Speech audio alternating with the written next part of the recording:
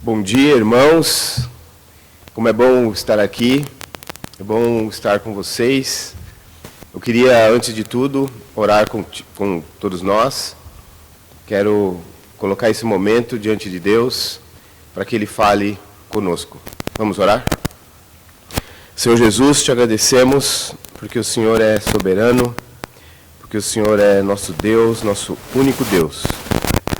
Nós te agradecemos pelas nossas vidas. Agradecemos pela nossa igreja e te colocamos, Senhor. Colocamos nas tuas mãos as nossas vidas. Esse momento que nós vamos estudar a tua palavra. Esteja conosco. Ajuda-nos a entender o que tu queres de nós, para que possamos andar sempre nos teus caminhos. Abençoa-nos, Senhor. Em teu nome que nós oramos. Amém. Irmãos, nós estamos começando esse domingo de uma maneira diferente.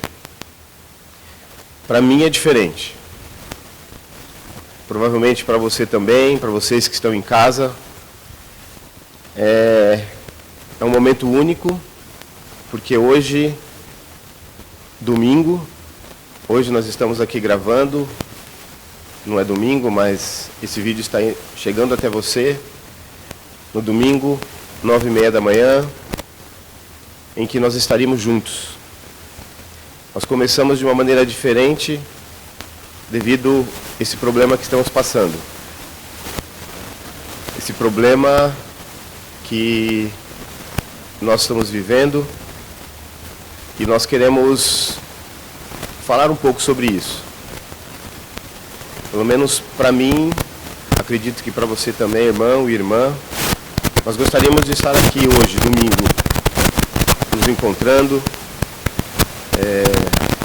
socializando, nos abraçando, estando juntos, orando juntos, muitas vezes chorando, contando nossas dificuldades, o que passamos durante a semana, nos alegrando com aquilo que o irmão pode ter contado para nós.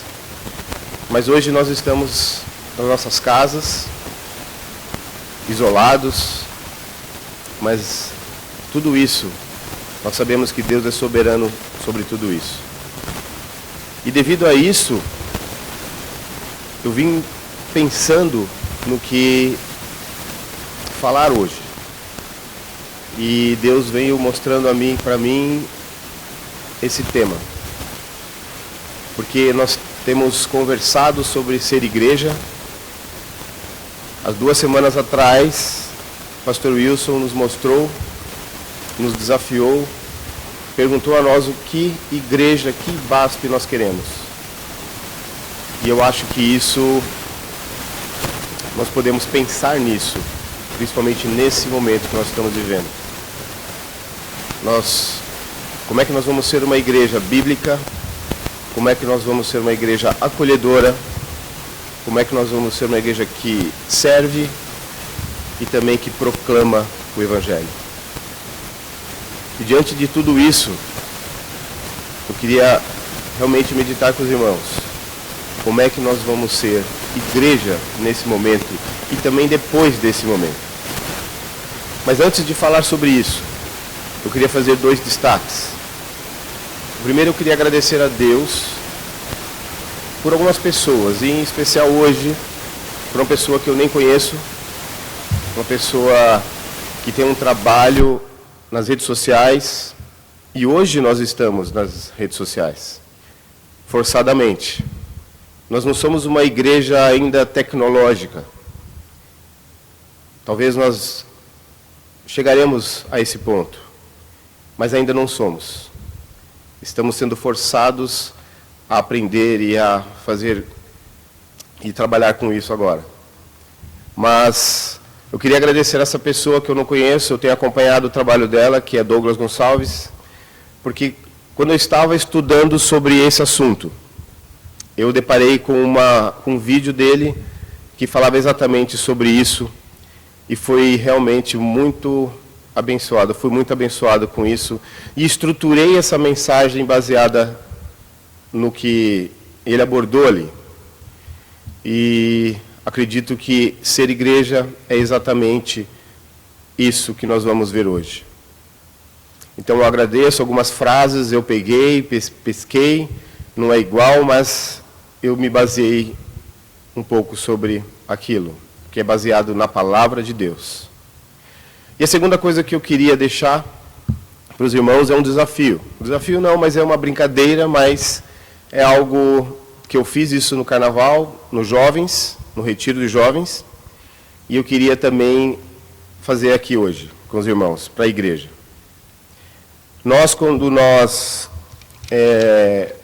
Quando nós nos convertemos, um dos primeiros versículos que nós aprendemos é João 3,16.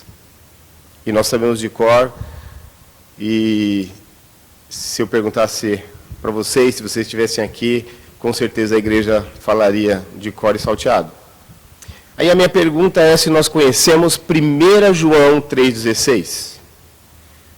Eu não consigo ver os rostos, não consigo ver a sua reação agora. Se você está pensando nesse versículo, se você sabe de cor ou se você está indo na sua Bíblia procurar para saber. Mas esse versículo fala um pouco. Ele está relacionado ao que é ser igreja. Ele está implícito ali. E o versículo é: nisto conhecemos o que é o amor. Jesus Cristo deu a sua vida por nós. E nós devemos dar a nossa vida pelos nossos irmãos. Queria que nós guardássemos isso e pensasse realmente nesse versículo e que pudéssemos também ter ele em mente. Porque é muito sério quando nós falamos que nós somos irmãos e que nós devemos dar a vida por eles, assim como Cristo deu por nós. E agora eu queria entrar no tema, que é ser igreja, e queria que os irmãos pensassem nisso agora. E o versículo, o texto que eu queria ler com vocês, quem quiser acompanhar, que estiver em casa, é Efésios 2, de 11 a 22. Portanto, lembrem-se de que anteriormente vocês eram gentios por nascimento e chamados incircuncisão pelos que se chamam circuncisão, feita no corpo por mãos humanas, e que naquela época vocês estavam sem Cristo, separados da comunidade de Israel, sendo estrangeiros quanto às alianças da promessa, sem esperança e sem Deus no mundo. Mas agora, em Cristo Jesus, vocês que antes estavam longe, foram aproximados mediante o sangue de Cristo. Pois Ele é a nossa paz, o qual de ambos fez um e destruiu a barreira, o muro de inimizade, anulando em seu corpo a lei dos mandamentos, expressa em ordenanças. O objetivo dele era criar em si mesmo, dos dois, um novo homem, fazendo a paz, e reconciliar com Deus os dois em um corpo, por meio da cruz, pela qual ele destruiu a inimizade. Ele veio e anunciou paz a vocês que estavam longe, e paz ao que estavam perto, pois por meio dele, tanto nós como vocês temos acesso ao Pai, por um só Espírito. Portanto, vocês já não são estrangeiros, nem forasteiros, mas concidadãos dos santos e membros da família de Deus, edificados sobre o fundamento dos apóstolos e dos profetas, tendo Jesus Cristo como pedra angular, no qual todo o edifício é ajustado e cresce para tornar-se um santuário santo no Senhor. Nele vocês também estão sendo edificados juntos para se tornarem morada de Deus por seu Espírito. E eu quero destacar agora, primeiro, os versículos 17 e 18, e também o 19, que diz que ele veio e anunciou paz a vocês que estavam longe. Aqui ele está dizendo dos gentios. E paz aos que estavam perto, falando dos judeus. Paulo está falando aqui dos judeus e dos gentios. Pois por meio dele, tanto nós como vocês temos acesso ao Pai, por um só Espírito. Portanto, vocês já não são estrangeiros nem forasteiros, mas concidadãos dos santos e membros da família de Deus. Paulo está explicando aqui que não existe mais judeu e gentil, agora é tudo uma coisa só, é tudo um povo só, é um povo. Não existe mais separação. Ele quebrou, ele destruiu a barreira. E nós fazemos parte da família de Deus, todos nós temos acesso ao Pai.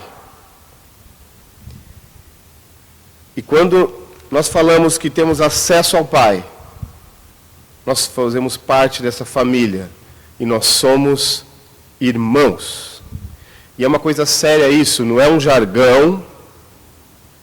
Nós aprendemos, nós começamos a falar irmão, irmão para cá, irmão para lá, e muitas vezes nós não colocamos realmente isso na cabeça, que é uma coisa séria. Nós somos irmãos. Para quem aqui tem irmão, ou para quem aqui sabe do que eu estou falando, irmãos até brigam, irmãos, aliás, não conheço nenhum irmão que já não brigou, mas a gente sabe que os irmãos se amam. Podem até ter discussões, mas eles se amam. E quando eu falo também de família, as famílias também têm divergências, têm muitas vezes dificuldades de relacionamento, mas as famílias se amam. Eu lembro quando eu era pequeno, eu e minha irmã não conseguíamos ficar juntos. A gente até teve algumas dificuldades, minha mãe amarrou nosso pé porque a gente brigava, e ela amarrou meu pé com o dela e falou: se vocês brigarem, vocês apanham. E a gente teve que ficar um do lado do outro, sem brigar. Foi difícil, mas conseguimos. E ali nós aprendemos que nós não podíamos brigar, mas no fundo a gente se amava. Porque quando alguém falava alguma coisa de mim lá fora, a minha irmã era a primeira a me defender. E se alguém falasse dela também, eu era a primeira a defendê-la. Então nós sabemos que família se ama. E nós, como igreja, nós somos uma família. E nós devemos nos amar como nós amamos a nossa família de sangue. Isso é ser igreja. Isso, falando de igreja de Deus, mas também falando de igreja local, nós também somos igreja. Falando da IBASP, também somos uma família. E nós gostamos de estar juntos, nós nos amamos, nós gostaríamos de estar juntos hoje, como eu falei no começo.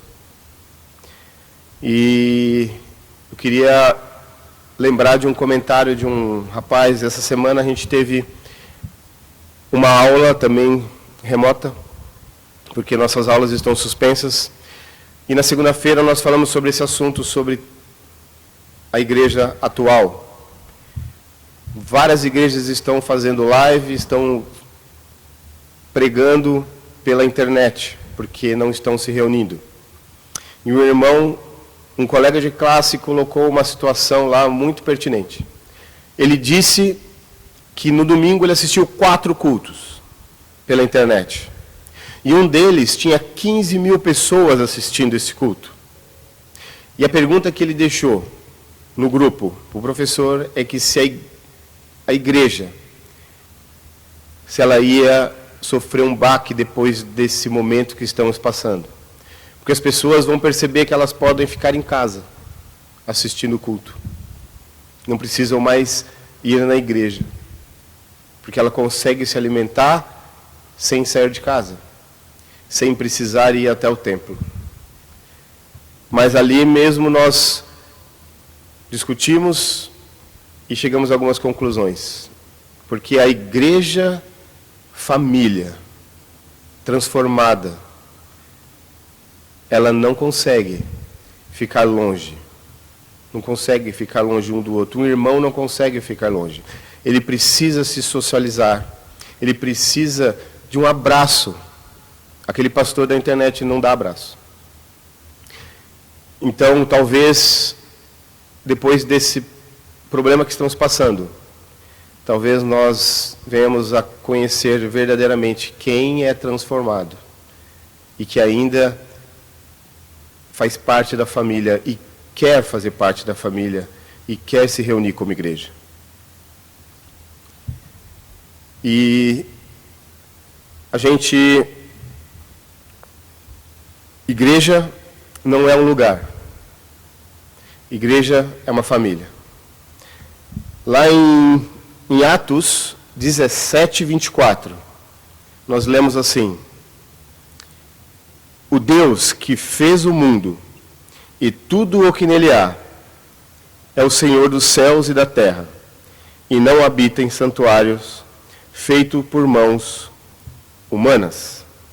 Realmente, Deus não habita em construções humanas.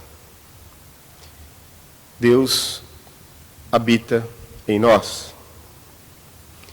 Naquele vídeo que eu comentei sobre o Douglas, ele deixou uma frase que é de um amigo dele, que eu achei muito legal, muito pertinente. Achei muito interessante. Que igreja não é um lugar para você frequentar. Igreja é uma família para você pertencer. E isso mostra realmente o que é a igreja.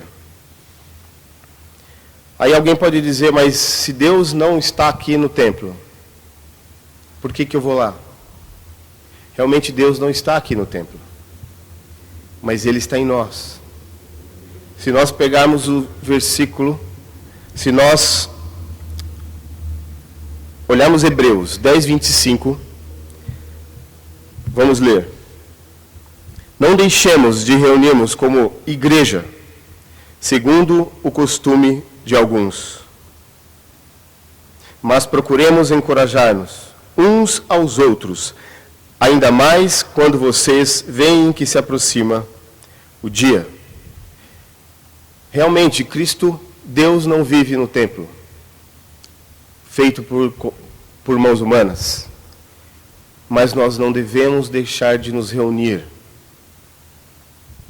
como corpo, como uma unidade, como igreja. E aqui, eu queria já passar para o segundo ponto que eu queria deixar. Que Deus realmente habita em você.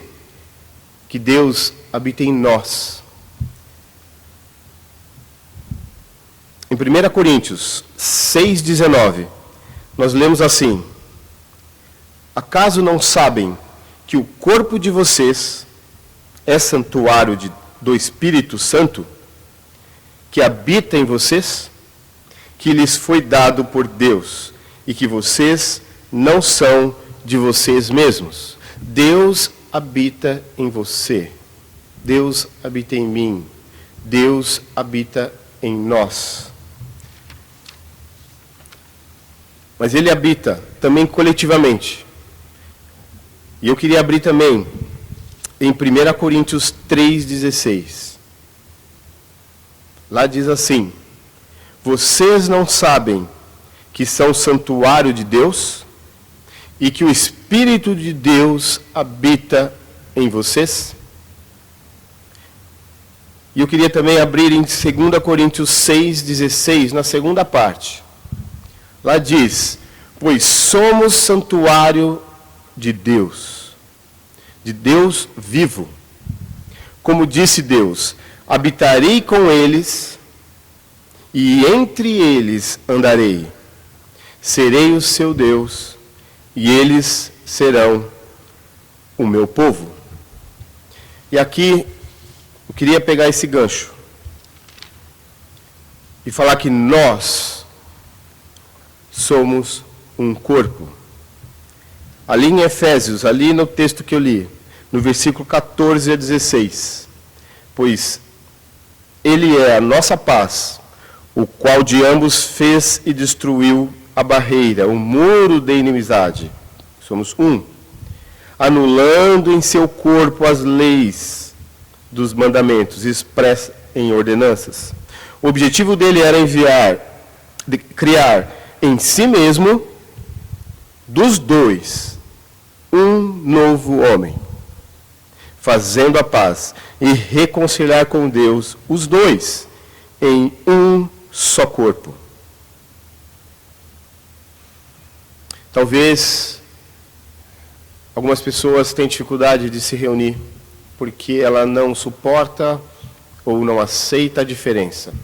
Talvez a pessoa não queira realmente se reunir como igreja porque ela tem que lidar com alguém diferente dela, que não concorda com ela, que faz coisas que ela não gosta.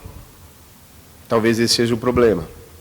Talvez tenha sido magoado por alguma coisa que ela não gostava que fosse daquele jeito. Mas um corpo é exatamente isso. Um corpo, ele é composto por vários membros e diferentes. Se eles não forem diferentes, o corpo não funciona. Então, nós precisamos entender que nós, como um corpo, nós somos diferentes, mas um só corpo. E essas diferenças é que fazem esse corpo realmente funcionar de forma correta. Em Romanos, a gente lê isto. Romanos 12, 4, 5, diz assim: assim como cada um de nós tem um corpo com muitos membros, e esses membros não exercem todas a mesma função. Assim também em Cristo, nós que somos muitos, formamos um corpo, e cada membro está ligado a todos os outros. Essa frase também foi naquele vídeo que eu vi. Achei interessantíssima, dizendo que igreja não é uniformidade. Igreja é unidade. Igreja é unidade. E lá em 1 Coríntios a gente comprova isso. 1 Coríntios 12, 12. Ora, assim como o corpo é uma unidade, embora tenha muitos membros, e todos os membros, mesmo sendo muitos, formam um só corpo. Assim também com respeito a Cristo. E outra frase muito interessante é que igreja não é um ajuntamento de iguais. Igreja é um ajuntamento dos diferentes, andando em unidade. Eu fiquei pensando em relação a isso, e se o corpo fosse tudo igual, não funcionaria. Se eu gostasse a mesma coisa que você, irmão, a gente ia fazer sempre as mesmas coisas. A gente ia comer sempre a mesma comida. A gente ia passear no mesmo lugar. A gente ia no mesmo parque. Então, a vida seria um loop. E nós faríamos sempre a mesma coisa, sempre a mesma coisa, sempre a mesma coisa. E essa diferença em que nós podemos dar uma ideia diferente, fazer algo diferente, é que o corpo funciona. A boca fala, o ouvido escuta. Isso é que faz o corpo funcionar. Esse corpo, ele só funciona se ele está pensando ou se ele tem um objetivo e ele vai para o mesmo lugar. Se meu mão quer fazer alguma coisa, eu quero ir para algum lugar, e a outra mão quer ir para outro lugar, se meu pé quer ir para outro lugar, não vai funcionar. Esse corpo precisa ter alguém, ou precisa ter um membro que comanda isso. E a resposta para isso está em Efésios 2, ali 19 a 22. 20 a 22. Edificados sobre o fundamento dos apóstolos e dos profetas, tendo Jesus Cristo como pedra angular, no qual todo edifício é ajustado e cresce para tornar-se um santuário santo no Senhor. Nele vocês também estão sendo edificados juntos, para se tornarem morada de Deus, por seu Espírito. Cristo é o cabeça desse corpo. Ele comanda o corpo. Senão esse corpo não vai funcionar direito. Cristo é a pedra angular. Em Efésios 5, 23, diz assim: pois o marido é o cabeça da mulher, como também Cristo é o cabeça da igreja, que é o seu corpo, do qual ele é o Salvador. Cristo é a pedra angular. E eu fui pesquisar o significado da pedra angular. E eu escrevi, na verdade, o significado da pedra angular. E eu achei muito interessante e vou ler para os irmãos. A pedra angular era a pedra fundamental, utilizada nas antigas construções, caracterizada por ser a primeira a ser assentada na esquina do edifício, formando um ângulo reto entre duas paredes. A partir da pedra angular, eram definidas as colocações das outras pedras, alinhando toda a construção. A pedra angular é o elemento essencial que dá existência àquilo que se chama de fundamento da construção. E esse é Jesus Cristo. Nós somos as pedras vivas, como está em 1 Pedro 2,5. Vocês também estão sendo utilizados como pedras vivas na edificação de uma casa espiritual para serem sacerdócio santo. E a nossa pedra angular, aquela que alinha todo o nosso corpo, todo o corpo, é Jesus Cristo.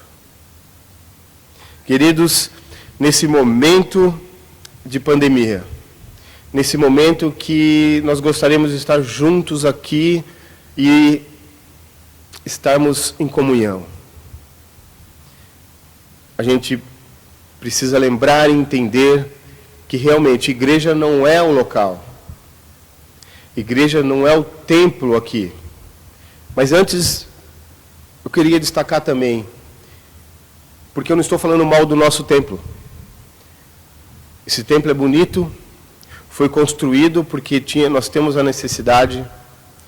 Esse templo, ele é útil para nós. Nós estamos nesse endereço porque Deus quer que nós, como igreja, façamos a diferença nesse bairro, ou até além desse bairro.